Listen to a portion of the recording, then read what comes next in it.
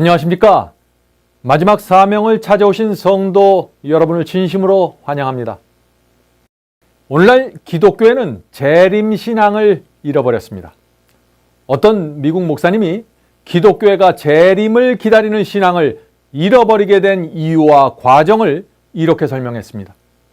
지금으로부터 30년 전에 구소련과 동유럽에서 이민 온 사람들이 모여서 예배드렸던 교회를 제가 방문한 적이 있는데 그들은 매우 가난했습니다. 그 당시 그들은 언어도 불편했습니다. 직장도 없었습니다. 그러나 그들의 예배는 정말 뜨거웠고 기도는 간절했습니다. 그들은 정말 그리스도의 재림을 사모하고 있었습니다. 그런데 얼마 전에 제가 그 교회를 다시 방문하게 되었습니다. 교회 앞 주차장에는 고급 승용차들이 가득 차 있었습니다. 오래전에 왔을 때는 볼 수 없었던 것들이 주차장에 많이 있었던 것입니다. 저는 기대하는 마음으로 교회 안으로 들어가 보았습니다. 그러나 놀라운 장면이 제 눈앞에 있었습니다. 교회는 죽어 있었습니다. 힘없이 늘어진 교인들이 교회를 채우고 있었습니다. 예배에는 생명이 없었고 기도에는 간절함이 없었습니다. 설교에는 하나님의 능력이 나타나지 않았습니다. 경제적인 부유함과 세상을 사랑하는 정신이 그들의 삶과 신앙에서 생명을 빼앗아 가버린 것입니다. 그들은 더 이상 그리스도의 재림을 기다리지 않고 있었습니다. 성도 여러분, 이것이 기독교회가 재림을 기다리는 신앙을 잊어버리는 과정입니다. 이런 현상들은 세계 어디를 가나 쉽게 볼 수 있는 모습입니다. 산업이 발전되고 돈이 신앙보다 중요한 위치에 놓여지면서 재림에 대한 간절함이 사라져버리고 마는 것입니다. 그 결과 많은 그리스도인들이 생명이 있는 신앙이 어떤 것인지 몰라서 방황하게 되었습니다. 기독교가 깊은 어둠 속에서 경건의 능력을 잃어버리고 만 것입니다. 성도 여러분, 그러나 예수께서 곧 재림하신다는 설교는 지금도 여전히 벗어날 수 없는 가난에 묶인 자들에게는 절실한 소망이 되고 있습니다. 도무지 갚을 수 없는 채무에 묶여있고 시달리는 자들에게는 예수 그리스도의 재림은 희년의 소식이 지금도 되는 것입니다. 지금도 불치의 병 때문에 고통당하는 사람들에게 재림의 소식은 해방의 소식으로 다가가는 것입니다. 가난한 마음, 죄를 애통해하는 마음을 가진 성도들은 지금도 여전히 그리스도의 재림을 사모하면서 살아가고 있는 것입니다. 언제까지 우리가 고통과 죽음과 이 죄의 세상에서 이렇게 살아야 할까요? 예수께서 속히 오셔야 하는 것입니다. 왜냐하면 그리스도의 재림은 우리가 갖고 있는 모든 문제의 해결책이 되기 때문입니다. 오늘부터 두 차례에 걸쳐서 가장 확실한 재림의 징조를 살펴보려고 하는데 그것은 지금 기독교회 안에서 이루어지고 있는 징조입니다. 예수께서 가장 강조하신 재림의 징조, 그것이 지금 기독교회 안에서 분명하게 나타나고 있습니다. 그것이 무엇일까요? 이제 살펴보도록 하겠습니다. 마지막 시대의 교회는 그리스도의 재림을 맞이하는 교회입니다. 예수께서 마태복음 24장에서 그 재림의 징조를 주신 이유는 마지막 시대의 성도들이 재림을 기다리다 지치지 말라고 주신 것입니다. 주님을 기다리다가 길을 잃어버리지 말라고 징조를 주신 것입니다. 그러므로 이 마지막 때를 살아가는 성도들은 마태복음 24장에 나오는 재림의 징조에 대해서 정확한 이해를 갖고 있어야 하는 것입니다. 예수께서는 마태복음 24장에서 예루살렘 성전의 운명에 대해서 이렇게 예언하셨습니다. 마태복음 24장 2절의 말씀이죠. 내가 진실로 너희에게 이르노니 돌 하나도 돌 위에 남지 않고 다 무너뜨리우리라. 제자들에게 있어서 예루살렘의 멸망은 곧 세상의 멸망이었습니다. 예루살렘 성전이 완전히 폐허가 된다는 말은 그들에게 있어서, 제자들에게 있어서 이 세상이 끝나는 종말로 이해됐습니다.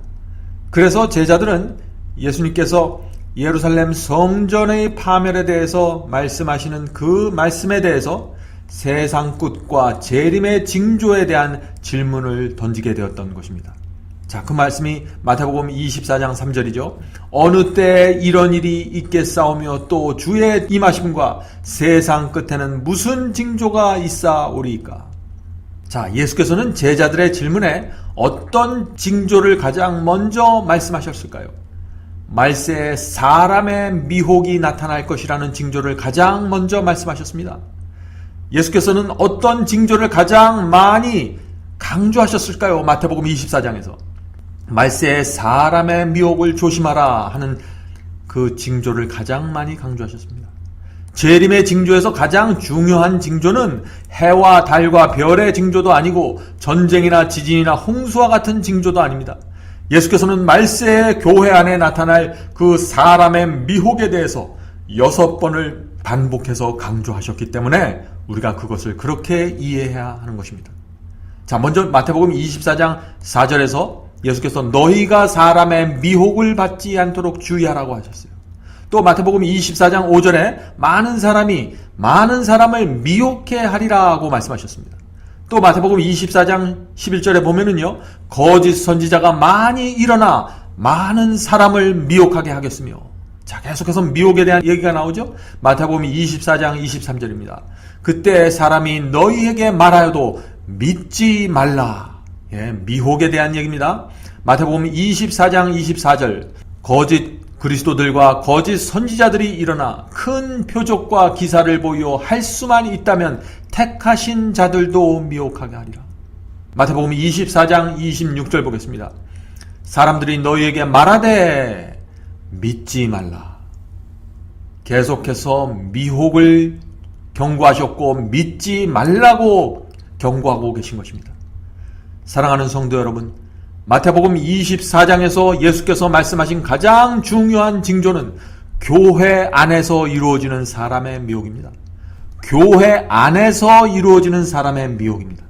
그러므로 마지막 시대의 그리스도인은 반드시 사람의 미혹이 어떻게 이루어지며 그것은 무엇인지를 알아야 하는 것입니다. 그것을 모르면 길을 잃어버리게 될 것입니다.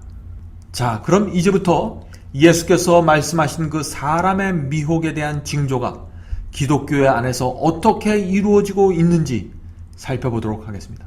기도하는 심령과 정직한 양심으로 이번 말씀을 듣는 분들은 주께서 주시는 빛을 발견하게 되실 것을 제가 믿습니다. 자, 첫 번째 징조입니다. 교회 안에서 일어나고 있는 첫 번째 징조는 교회가 죄를 인정하는 것입니다. 교회가 죄를 인정하는 것입니다. 죄에 물들어 있고 생명을 잃어버린 교회의 모습이야말로 그리스도의 재림을 나타내는 가장 강력한 징조입니다. 가장 분명한 징조는 지금 교회 안에서 일어나고 있습니다. 택한 자들까지 미혹을 받아서 잃어버림을 당하는 일들이 전 세계적으로 교회 안에서 일어나고 있습니다. 자, 그것이 어떻게 일어날까요? 죄 때문에 하늘에서 루스벨과 천사들이 쫓겨났고, 죄 때문에 아담과 하와가 에덴 동산을 떠나야 했습니다. 죄 때문에 노아 홍수가 와서 세상을 멸망시켰습니다. 죄 때문에 소돔과 고모라가 불로 멸망당했습니다. 죄 때문에 이스라엘 백성이 40년 동안 가나안에 들어가지 못했습니다. 죄 때문에 70년 동안 바벨론에서 노예로 살았습니다. 죄 때문에 예루살렘 성전이 로마에 의해서 참혹하게 멸망되고 불바다가 되었습니다. 그리고 죄 때문에 예수 그리스도께서 십자가에 매달려 돌아가셨습니다. 죄를 해결하기 위해서 하나님의 아들이 죽으셔야만 했던 것입니다.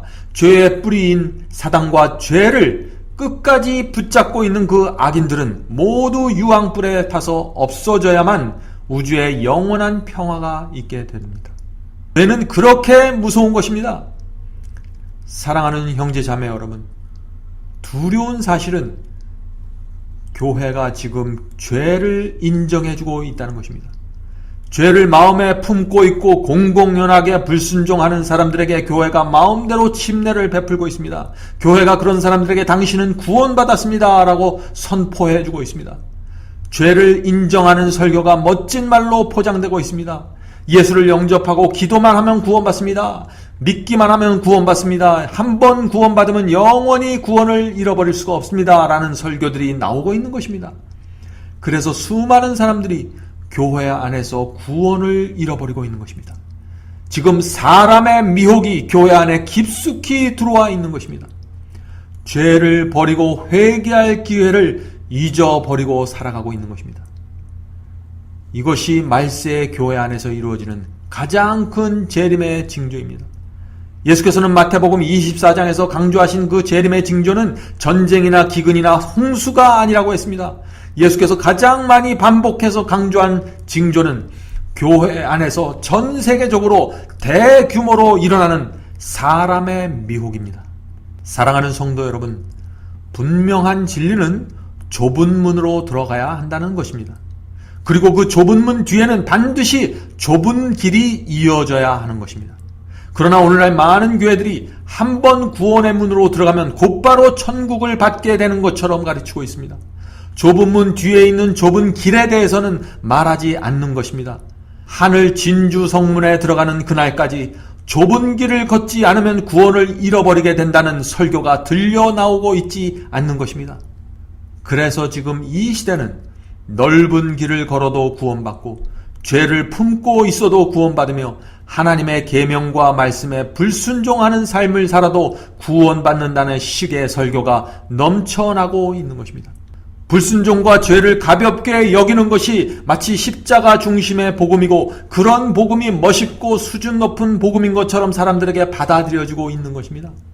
회개와 성령의 열매가 없는 사람들에게 성령을 안수하는 두려운 일들이 일어나고 있습니다. 성도들이 정결한 삶을 살지 않아도 예수 그리스도의 재림을 맞이할 수 있는 것처럼 그렇게 가르치는 가르침이 홍수를 이루고 있는 것입니다. 사랑하는 형제 자매 여러분, 말세에 귀 있는 사람들은 사도 베드로의 경고에 귀를 기울여야 합니다. 그 말씀을 들어보겠습니다. 베드로후서 3장 10절 12절입니다. 주의 날이 도적같이 이르니니 그날에는 하늘이 큰 소리로 떠나가고 체질이 뜨거운 불에 풀어지고 땅과 그 중에 있는 모든 일들이 드러나리라. 이 모든 것이 이렇게 풀어지리니 너희가 어떠한 사람이 되어야 마땅하뇨. 거룩한 행실과 경건함으로 하나님의 날이 임하기를 바라보고 간절히 사모하라. 여기 지금 사도 베드로가 무엇을 얘기하고 있습니까? 어떤 사람이 재림의 날에 하나님을 맞이할 것이라고 했나요? 거룩한 행실과 경건함으로 하나님의 날이 임하기를 바라보고 간절히 사모하는 사람들입니다. 그래서 사도 요한도 요한일서 3장 3절에 이렇게 말씀하신 것입니다. 주를 향하여 이 소망을 가진 자마다 그의 깨끗하심과 같이 자기를 깨끗하게 하느니라. 자, 이제 두 번째 징조를 살펴보겠습니다. 교회 안에서 일어나고 있는 두 번째 재림의 징조는 교회가 소돔의 죄를 받아들인 것입니다. 교회가 소돔의 죄를 받아들였습니다. 자, 20년 전에 뉴욕 타임즈에 놀라운 그림이 하나 실렸습니다. 어떤 초등학생이 미술 시간에 자신의 가족을 그렸는데 성인 남자 둘 사이에 한 아이가 자신이 서 있는 그 그림을 그렸던 것입니다. 뉴욕 타임즈에서 그 그림을 특종으로 다루었습니다. 남자 그 동성애 부부에게 입양된 아이가 그린 그 가족의 그림 때문에 미국 전체가 경악했습니다. 20년 전만 해도 그런 그림은 사람들에게 큰 충격을 주었습니다. 그런데 이제는 30만 명 이상의 동성애자들이 대낮에 뉴욕 5번가에서 행진하기 위해서 모이고 있어도 사람들이 놀라지 않는 것입니다. 워싱턴 DC의 백악관 앞에서도 수십만 명의 사람들이 행진을 해도 사람들이 놀라지 않습니다. 샌프란시스코에서 큰 대도시에서 그런 행진들이 매년 일어나도 사람들이 놀라지 않는 것입니다. 매년 그들이 모이는 규모가 늘어나고 있습니다. 그들은 이렇게 말합니다. 하나님은 동성애자를 사랑합니다 라고 말합니다. 또 그들은 하나님은 동성애자입니다 라는 편말을 두고 행진하고 있습니다. 미국에만 동성애자들이 400만 명에 이르고 있습니다. 또 세계적으로 동성애자, 양성애자, 성전환자를 합해서 4억 명이 다른다고 합니다. 자, 4억 명이면 세계 인구의 20분의 1을 넘는 숫자입니다. 놀라운 숫자입니다. 동성애자들의 숫자가 급격히 많아지게 되면서 국회의원과 정치인들이 그들의 눈치를 보기 시작했습니다. 오래전에는 그 소수의 특별한 사람들만 동성애를 했는데 이제는 영화배우, 예술인, 대학 교수와 지식인에 이르기까지 광범위하게 퍼져나가고 있는 것입니다. 그 결과 미국과 유럽에서 동성애자의 결혼을 법적으로 인정해주기 시작했습니다. 심지어는 자녀를 입양할 수 있는 길을 열어주고 있습니다. 자유와 평등이라는 논리를 앞세워서 동성애가 오늘날의 아주 현대식 트렌드가 되어가고 있는 것입니다. 미국에서는 동성애자들도 군대에 입대할 수 있는 그 법이 허용되고 있죠. 또 전 세계적으로 대학마다 동성애 클럽이 생기고 있습니다. 한국도 마찬가지입니다. 동성애를 인정하지 않으면 오늘날 지식인 취급을 받지 못하는 그런 세대가 되어버리고 마는 것입니다. 물론 자유와 평등은 중요한 가치입니다. 그러나 그것은 하나님의 말씀과 계명 안에서 존중되어야 합니다. 사도 바울은 성생활에 대해서 하나님께서 정하신 분명한 순리를 따르라고 말씀하고 있습니다. 그 말씀이 로마서 1장 26절 27절에 있죠. 하나님께서 너희를 부끄러운 욕심에 내어 버려 두셨으니 곧 저희 여인들도 순리대로 쓸 것을 바꾸어 영리로 쓰며 이와 같이 남자들도 순리대로 여인 쓰기를 버리고 서로 향하여 음욕이 불릴 듯하며 남자가 남자로 더불어 부끄러운 일을 행하여 저희의 그릇됨에 상당한 보응을 그 자신에 받느니라. 자, 이 말씀이 무슨 뜻인가요? 여자가 여자에게 음욕을 품고 남자가 남자에게 음욕을 품는 것은 하나님께서 정하신 순리를 거꾸로 거슬리는 것이라는 말씀이죠. 하나님께서 언제 그런 순리를 정하셨을까요? 하나님께서는 에덴 동산에서 아담을 창조하시고 또 하와를 그 배필로 주심으로 남자와 여자가 한 가정을 이루는 것을 순리로 정하셨던 것입니다. 놀라운 사실은 그 순리를 거꾸로 거스리는 어떤 개인이나 사회마다 반드시 그 보응을 받게 되고 심판이 임하게 된다는 것이 사도 바울의 말씀입니다. 예수께서는 인자의 때는 롯의 때와 같을 것이라고 말씀했습니다. 그 말씀이 누가복음 17장 28절부터 30절에 있죠. 롯의 때와 같으리니 인자에 나타나는 날에도 이러하리라. 인자에 나타나는 날, 마지막 시대, 예수께서 재림하실 때도 이런 일이 있을 거라 하는 것이에요. 구약 성경에서 롯의 때 어떤 일이 일어났습니까? 창세기 19장 1절부터 또 4절 5절에 있는 말씀입니다. 날이 저물 때 두 천사가 소돔에 이르니 마침 롯이 소돔 성문에 앉았다가 그들을 보고 일어나 영접하고, 그리고 그 뒤에 소돔 백성들이 물어노소하고 사방에서 다 모여 그 집을 에워싸고 롯의 집을 에워싸고 롯을 부르고 그에게 이르되 이 저녁에 내게 온 사람이 어디 있느냐 이끌어내라. 우리가 그들을, 지금 천사들을 얘기하는 것입니다. 그들을 상관하리라. 자, 상관한다 그랬습니다. 여기서 상관한다는 말이 무슨 뜻일까요? 상관한다는 말은 성관계를 맺겠다는 것을 뜻합니다. 그 창세기 4장 1절에도 그 말씀이 있죠. 소돔의 백성들은 롯의 집에 들어간 그 두 명의 남자를 보았습니다. 그래서 많은 사람들이, 동네 사람들이 몰려와서 음욕을 품고 몰려와서 롯에게 내게 온 사람이 어디 있느냐 이끌어내라 라고 협박했던 것입니다. 이것이 유황불의 멸망을 당할 수밖에 없었던 소돔성의 모습이었습니다. 그래서 신약 성경도 소돔의 죄를 지적하면서 경고하고 있는 것입니다. 유다서 1장 7절에 그 말씀이 있죠. 소돔과 고모라와 그 이웃 도시들도 저희와 같은 모양으로 간음을 행하며 다른 색을 따라가다가, 다른 색이라는 것은 동성애를 얘기하는 것입니다. 동성애를 따라가다가 영원한 불의 형벌을 받음으로 거울이 되었느니라. 세상이 소돔성이 되었습니다. 세상이 소돔성이 되자 교회 안까지 소돔의 죄가 깊이 밀려 들어오고 있습니다. 사랑하는 형제 자매 여러분, 이것이 예수께서 곧 재림하신다는 또 하나의 강력한 징조입니다. 미국의 대형 기독교단에서는 이미 오래전부터 동성애를 인정해주고 있습니다. 여러분들 그 사실을 아십니까? 교회에서 동성애를 다루는 그 설교를 하면은 동성애자들이 교회에 나오지 않으므로 그런 설교를 하지 말아야 한다는 주장들이 거세게 일어나고 있습니다. 심지어는 보수적인 교단이라고 불리우는 그런 교회들까지도 동성애에 대한 문을 열어주고 있습니다. 동성애자들에게 침례를 베풀고 집사와 장로를 주고 있습니다. 뿐만 아니라 동성애자들을 성직자로 임명하는 교단까지도 나타나고 있습니다. 참으로 두려운 일이 눈앞에서 펼쳐지고 있는 것입니다. 그런데 놀라운 사실은 이 그리스도인들이 아무렇지도 않는 듯 교회 가서 기도하고 예배드리고 있는 것입니다. 지금은 엘리야와 침례 요한을 정신을 가지고 교회의 죄를 지적하고 소돔의 죄를 밝혀주는 그런 참 목자들이 나타나야 하는데 그런 목자들이 나타나지 않고 있는 것입니다. 물론 교회는 죄인들이 모이는 곳이죠. 그러나 교회가 단지 죄인들이 모이는 곳이면 그것은 교회가 아닙니다. 사랑하는 성도 여러분, 교회는 죄인이 하나님의 말씀에 순종하는 성도로 변화되는 곳이어야 합니다. 죄인들이 교회에 나와야 합니다. 그러나 교회 안에서 그들은 하나님의 말씀에 의해서 변화되어야 합니다. 거룩한 하나님의 말씀에 의해서 회복되고 구원을 받는 곳이 바로 교회입니다. 전 세계에 음란물 사이트가 넘쳐나고 있습니다. 말세의 사람들이 마음이 악해지고 음란해지면서 포르노가 거대한 산업이 되어가고 있습니다.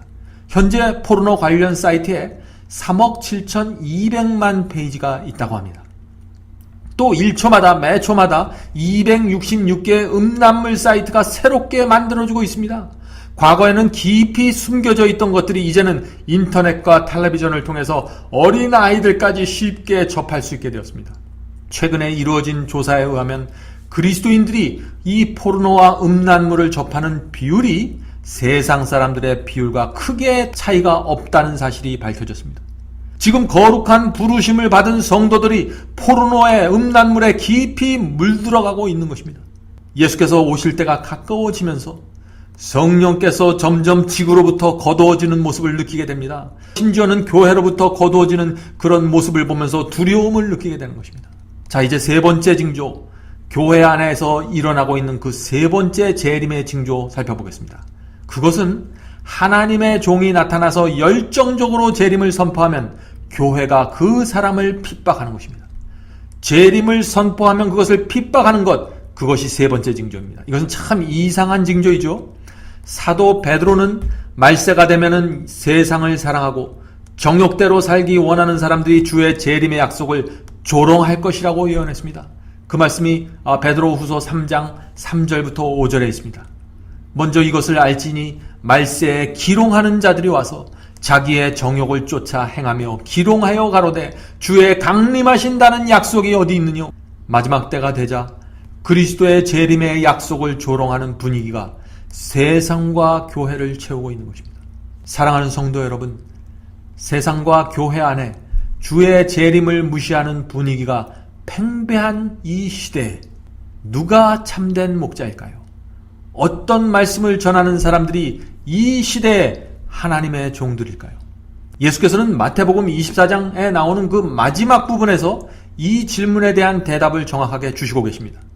마태복음 24장 44절부터 46절입니다. 그러므로 너희도 예비하고 있으라. 생각지 않는 때에 인자가 오리라. 충성되고 지혜 있는 종이 되어 주인에게 그 사람을 맡아 때를 따라 양식을 나눠줄 자가 누구뇨. 주인이 올 때 그 종에 이렇게 하는 것을 보면 그 종이 복이 있으리로다. 마지막 때에는 누가 하나님의 참 목자라고 했습니까? 때를 따라서 양식을 나눠주는 목자가 참 목자입니다. 마지막 시대를 분별하고 이 시대에 맞는 말씀을 전하는 사람이 바로 때를 따라 양식을 나눠주는 목자입니다. 자, 왜 그럴까요?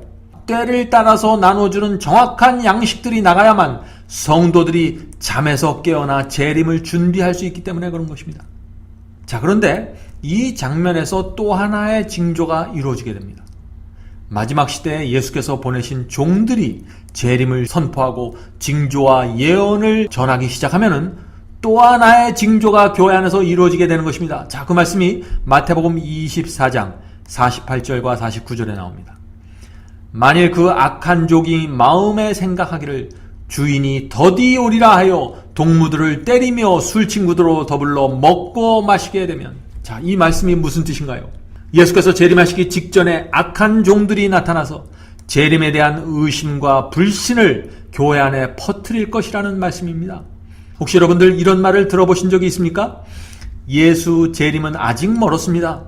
아직은 시간이 많이 남아 있습니다. 옛날부터 지진과 홍수가 있었지만 지금까지 별 문제가 없었습니다. 라고 하는 말들 말이죠. 그런데 예수께서는 그런 말을 하고 그런 설교를 하는 사람들을 악한 종이라고 한 것이 아닙니다. 그런 생각을 마음에 품고 있는 사람들을 악하다고 하신 것입니다. 자, 48절 볼까요? 48절. 악한 종이 마음에 생각하기를 주인이 더디 오리라 하여. 물질과 세속에 빠져 있는 사람들은 재림에 대한 무관심을 갖게 되고 불신을 마음에 품게 됩니다. 신랑이 올 것을 기다리는 간절한 마음이 없는 신부는 외도를 하고 타락하게 된다는 것입니다. 그런데 마음의 주인이 더디 오리라 하는 그 생각을 마음에 품고 있는 사람들은 어떤 일을 한다고 했나요? 이것이 중요한 것입니다. 49절입니다. 동무들을 때리며. 자, 예수께서는 악한 종들은요, 동무들을 때린다고 했습니다. 자, 이 말씀이 무슨 뜻일까요? 악한 종들은 예수께서 곧 오십니다 라는 말씀을 전하는 종들을 핍박하고 괴롭힐 것이라는 뜻입니다. 그래서 마지막 시대에 재림의 징조를 말하고 백성들을 준비시키는 강력한 말씀을 전하면 교회 안에서 핍박을 받게 되는 것입니다. 좁고 어려운 사역의 길을 걸을 수밖에 없는 것입니다. 그러나 하늘의 하나님께서는 그들에게 착하고 신실한 종이라는 성령의 확신을 주실 것입니다. 마지막 시대에 하나님의 종들은 하나님께서 주시는 그 확신을 붙잡고 재림의 말씀을 전하게 될 것입니다. 주인이 더디 오리라는 생각을 마음에 품고 있는 종들은 술친구와 사귄다고 했습니다. 그 말씀이 49절에 있어요. 술친구들과 더불어 먹고 마시게 되며. 자, 이 말씀은 악한 종들이 술을 마시는 친구들과 사귄다는 뜻이 아닙니다. 이 말씀은 이 악한 종들의 모습과 그들의 마음의 상태에 대해서 말하는 것인데, 돈과 세속과 생활의 염려 때문에 마음이 영적으로 취하고 둔하여져서 재림의 징조를 분별하지 못하게 된다는 것입니다. 그래서 동료들을 핍박하게 된다는 것입니다. 그래서 예수께서는 그런 사람들에게 재림이 덫과 같이 갑자기 임하게 될 것이라고 경고하신 것입니다. 자, 누가복음 21장 34절을 보면 그 말씀의 의미를 우리가 좀 더 분명하게 이해할 수 있습니다. 너희는 스스로 조심하라. 그렇지 않으면 방탕함과 술취함과 생활의 염려로 마음이 둔하여지고 뜻밖의 그날이 덫과 같이 너에게 임하리라. 방탕함과 술취함과 생활의 염려로 마음에 둔하여졌습니까? 그렇다면 잘못하면 재림의 기별을 신실하게 전하는 그리스도인들을 핍박할 수 있는 것이니 조심하시기 바랍니다. 기도하시기 바랍니다. 자, 이제부터 마지막 시대의 그 교회의 모습을 이제 살펴보고 말씀을 마치도록 하겠습니다. 교회가 세속화된 과정은 이렇습니다. 먼저 죄를 가볍게 여기는 정신이 교회 안에 들어왔습니다. 우리가 그 말씀을 앞에서 살펴봤죠. 죄를 아주 가볍게 여기는 것이 멋있는 복음처럼 생각되는 그런 정신들이 교회 안에 퍼져나가게 됐습니다. 그 결과 구원에 대한 가르침과 복음이 변질되었습니다. 이것이 마지막 시대의 교회에서 일어난 큰 문제입니다. 예수를 믿기만 하면 성령의 음성과 하나님의 말씀에 충성하는 삶을 살지 않아도 구원받을 수 있는 것처럼 가르치는 설교들이 교회 안에서 널리 퍼져나가고 있는 것입니다. 그래서 사도 바울은 디모데전서 4장 1절과 2절에서 이렇게 말씀하신 것입니다.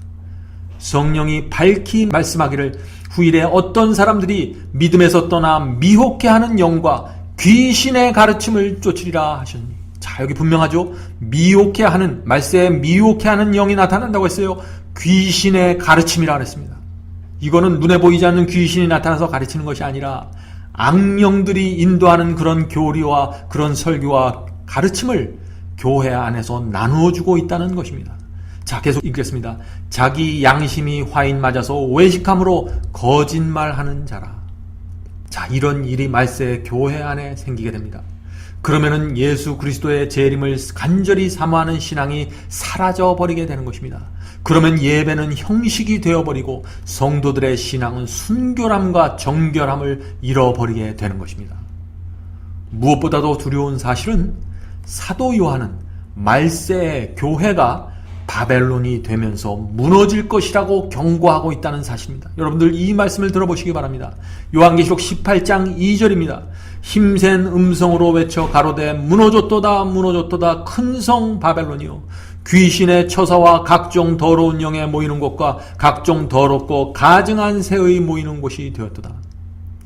사도들과 제자들은 반석 대신 예수 그리스도와 그분의 말씀 위에 순결한 기독교회를 세웠습니다. 초대교회를 세웠습니다. 그러나 마지막 때가 되면서 교회가 어떻게 된다고 했습니까?